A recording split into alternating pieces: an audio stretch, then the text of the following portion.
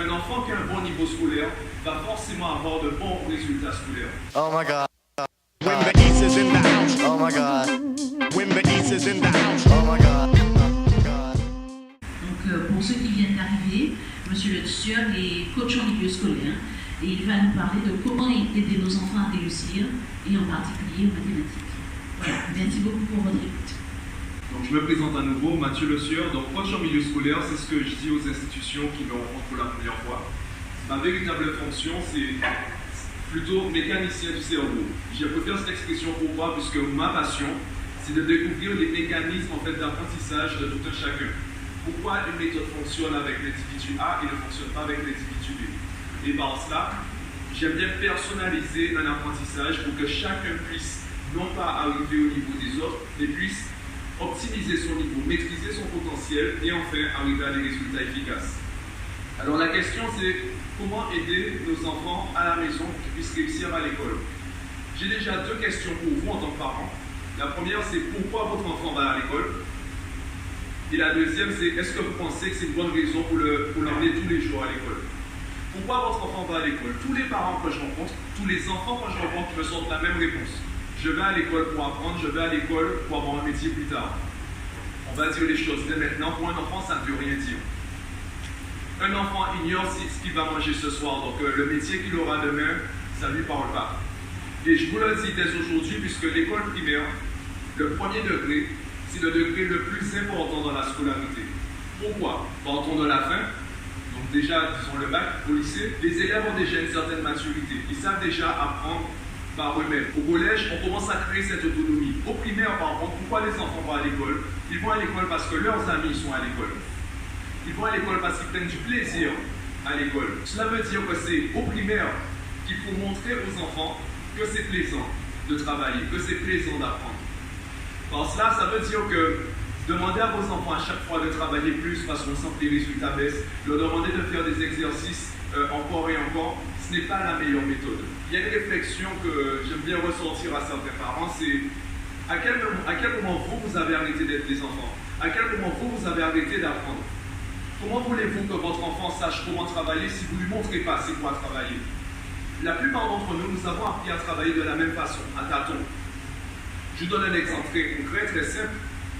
La pire façon d'apprendre un cours par cœur, c'est de le lire et de le relire. Pourtant, tout le monde le fait. Et pourquoi tout le monde le fait? Parce que tout le monde le fait. Mais pourquoi tout le monde le fait? On ne sait pas. Lire et relire un cours, ça va simplement l'imprimer dans la mémoire à court terme, juste le temps de l'évaluation.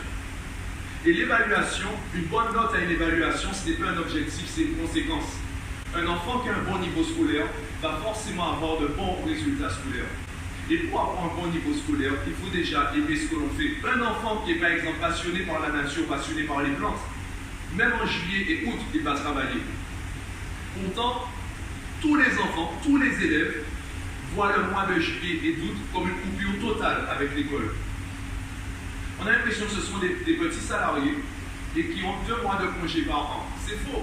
Lorsqu'on aime quelque chose, on a envie de le faire, même lorsqu'on personne ne nous dit de le faire.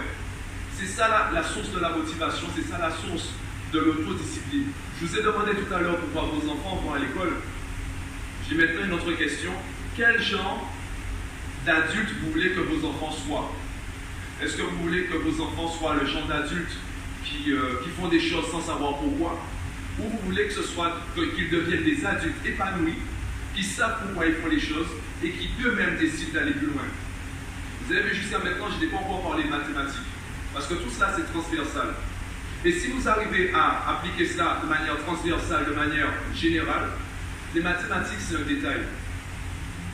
Je vous mets au défi, et je le dis à tout le monde, je vous mets au défi de me montrer quelqu'un qui est capable de comprendre les mathématiques avec moi. Pourquoi? Parce que mon but, c'est pas d'enseigner les mathématiques. Honnêtement, j'ai arrêté de donner des cours de maths. Aujourd'hui, mon travail, c'est de traduire les mathématiques dans un langage qui plaît à mes élèves. Je vous donne 2 exemples. J'ai un élève qui veut devenir trader. Alors pour ceux qui l'ignorent, un trader, c'est quelqu'un qui investit en bourse.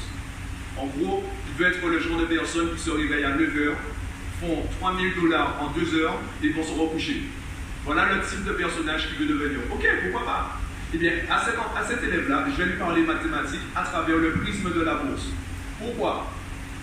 Parce qu'à partir du moment où je fais ça, Je n'ai pas besoin de ça, je n'ai pas besoin de regarder s'il fait des exercices, parce que de lui-même, il va chercher à savoir qu'est-ce que ça veut dire. Quand je vais lui dire que cette formule-là va l'aider à devenir la personne qui veut être demain, de lui-même, il va aller chercher qu'est-ce que ça veut dire. De lui-même, il va faire des exercices. Le reste, c'est des détails. C'est juste une question de temps. Ensuite, il y a des outils, des sites internet qui vous proposent gratuitement aujourd'hui tout le programme scolaire. Théoriquement, un enfant, un élève aujourd'hui n'a plus besoin théoriquement d'aller à l'école. Parce qu'avec votre smartphone, vous avez une école dans la main. Votre enfant voit une école tous les jours à la maison. Alors pourquoi il va à l'extérieur de la maison, s'enfermer dans des petites salles avec des élèves qu'il ne connaît pas en début d'année? Eh bien pourquoi? Parce que l'école, c'est d'abord maintenant une expérience sociale. Ce n'est plus vraiment une expérience intellectuelle. Je pense que vous l'avez tous déjà vécu. Parfois, c'est votre enfant qui vous enseigne quelque chose. Il y a quelque chose que vous ne maîtrisez pas, que ça peut être sur le téléphone, ça peut être un fait de société ou autre, et vous vous rendez compte que votre enfant, c'est plus que vous. Parce qu'on vit une époque où les choses vont très vite. L'école aujourd'hui doit répondre à des objectifs. Le monde professionnel de demain, vous le connaissez déjà. Vous savez qu'aujourd'hui, la sécurité d'emploi n'existe plus. Et qu'avec Internet, avec l'intelligence artificielle, la concurrence est plus rude. Cela veut dire quoi? Cela veut dire qu'aujourd'hui, si on fait des études, ce sont pour les bonnes raisons. Ça ne sert à rien d'aller chercher un diplôme alors qu'on n'a aucun plaisir dans les études. On ne sait même pas quel métier on veut faire demain. Donc dès maintenant, avant même de parler de mathématiques, donnez du plaisir à votre enfant. Montrez-lui à quel point c'est plaisant de travailler. Et si possible, à quel point c'est plaisant de travailler les mathématiques. Je peux vous assurer qu'un enfant qui prend du plaisir au primaire à travailler, qui vit l'expérience de l'école comme quelque chose d'agréable, par la suite, ce seront juste des détails à fignoler. Ce sera peut-être une ou deux méthodes de travail que vous pouvez vous-même déjà retrouver sur Internet. Concernant les mathématiques, avez-vous besoin de créer une nouvelle école pour votre enfant à la maison? La réponse est non. Vous n'avez même pas besoin, en fait, de vérifier l'intégralité de cet exercice. Par contre, il y a deux choses à mettre en place. La première, vous devez vérifier qu'il travaille. Vous n'avez pas besoin de lire l'exercice.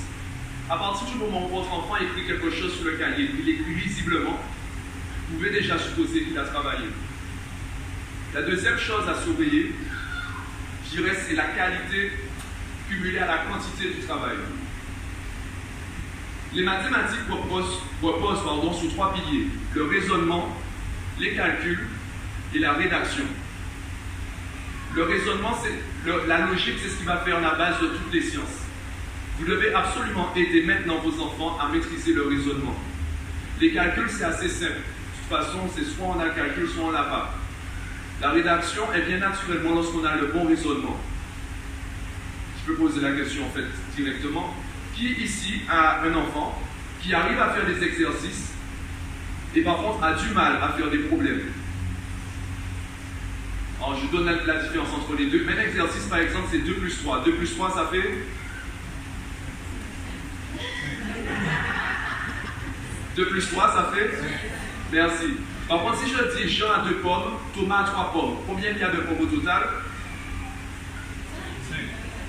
Votre réponse est fausse. Parce que vous me donnez juste le résultat. Je ne sais pas comment vous êtes arrivé au résultat. Donc en tant que correcteur, je ne sais pas si vous avez vraiment compris l'exercice.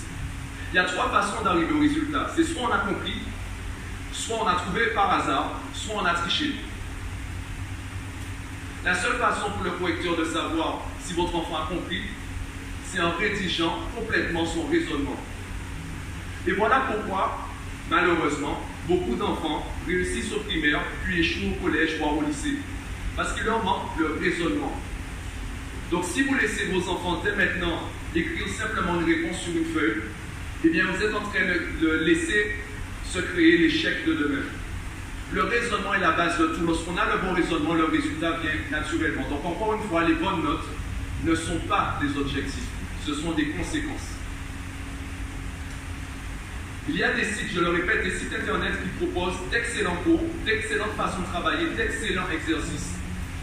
Donc, si je peux résumer tout ce que je viens de dire en un conseil, si vous voulez vraiment aider vos enfants en mathématiques, redevenez vous-même des enfants, des élèves en mathématiques. Mais pas à l'école, à la maison, sur Internet. Allez vous-même chercher des façons plaisantes, des façons faciles de travailler. Et là, vous verrez en fait à quel point il peut être intéressant, facile pour votre enfant de travailler à la maison. Juste par contre, une dernière précision.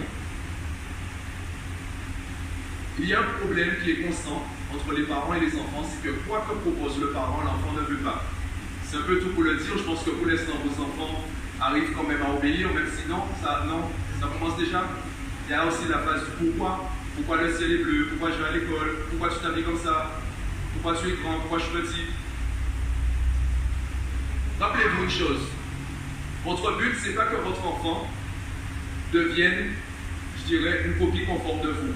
Ce n'est pas que votre enfant devienne votre chose à tout faire, votre homme à tout faire, votre femme à tout faire. Vous voulez que votre enfant prenne des décisions par lui-même. Il y a ce qu'on appelle les questions semi-ouvertes.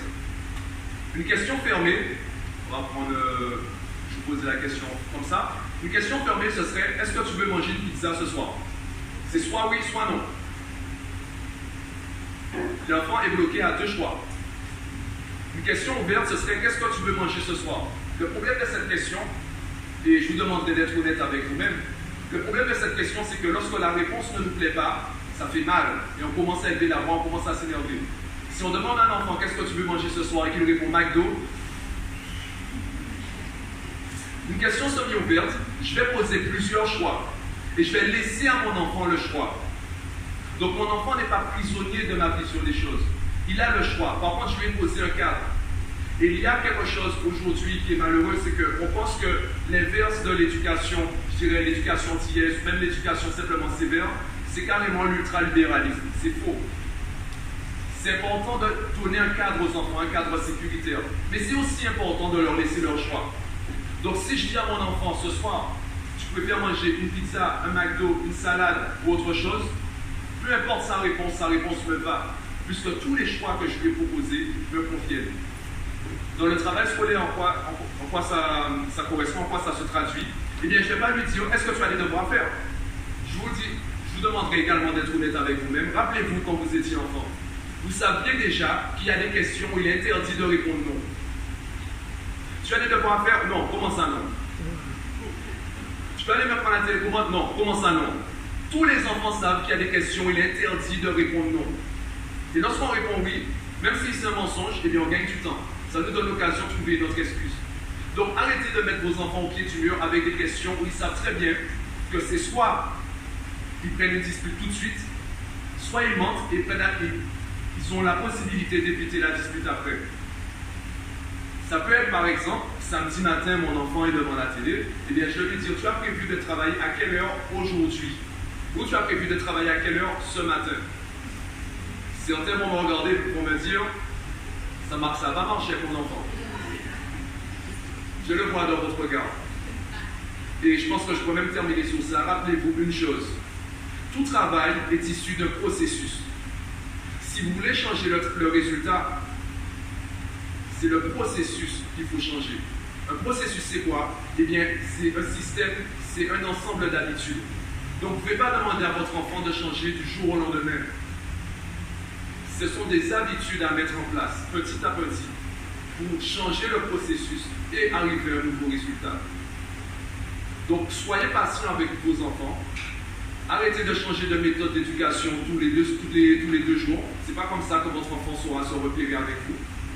Et surtout, redevenez vous-même des enfants. Retrouvez le goût d'apprendre. Retrouvez même le goût, entre guillemets, de retourner à l'école. Ce sera plus facile de votre enfant de copier votre façon d'apprendre que de faire des choses qu'il ne voit pas au quotidien. Vous voulez que votre enfant lise des livres? Eh bien, éteignez la télé et lisez des livres. J'irai même plus loin. Vous voulez que votre enfant lise des livres? Vendez la télé et lisez des livres. Ne serait-ce que par mimétisme, votre enfant aura le plaisir de faire la même chose. Ce ne sera peut-être pas tout de suite. Ça prendra peut-être du temps. Mais ce n'est pas comme ça. Ce n'est pas en lâchant toutes les 2 semaines. Ce n'est pas en baissant les bras à la moindre petite note que ça va changer les choses. Rappelez-vous de la patience, le processus et surtout, redevenez des enfants. Merci.